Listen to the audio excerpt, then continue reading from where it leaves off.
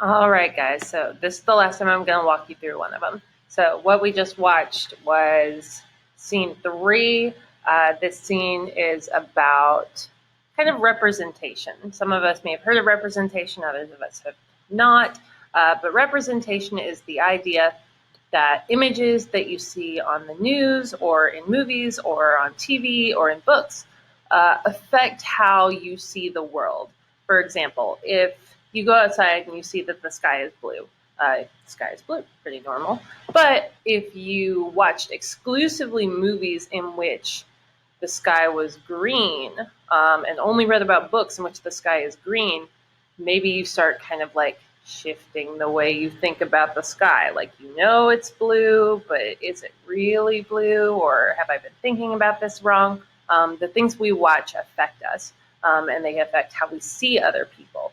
So this one is about how the news, specifically in the time around the war on drugs, started representing Black and brown people as more criminal than other people, right? We heard that language used a lot, the language of super predators, and it was specifically used a lot about young people.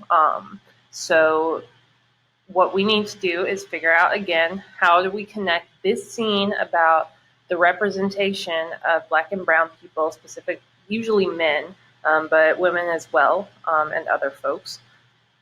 How do we get from that scene to this bigger idea about the 13th Amendment?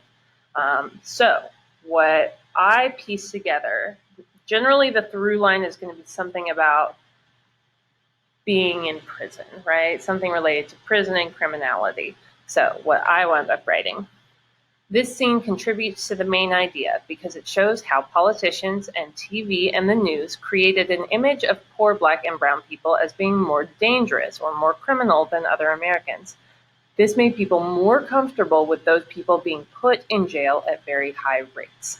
So again, if the whole main idea of this movie is that we have a system that puts Black and brown people in prison at a higher rate on purpose, then this is going to be our through line. This is our connection. We're representing them in a certain way in order to justify continuing to put them in prison. At least that's the main idea that we're building to, or that this movie is building to.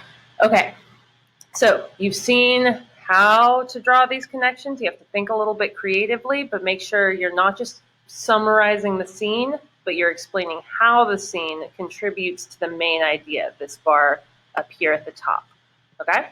So I'm going to turn you loose. You're going to go forward. You're going to watch scene 4, which is about the prison industrial complex, and scene 5, which is about dehumanization. Go watch those and then fill in these bottom 2 boxes. Do the best that you can. I am sure you're going to do great.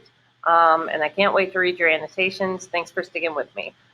Finish out the Nearpod. Make sure you read your chapters of Girl with All the Gifts. And I'll see you guys tomorrow. And just watch the movie. It'd be so cool if you watched this movie. And email me if you watch the movie. I would love to hear your thoughts. Okay, bye guys.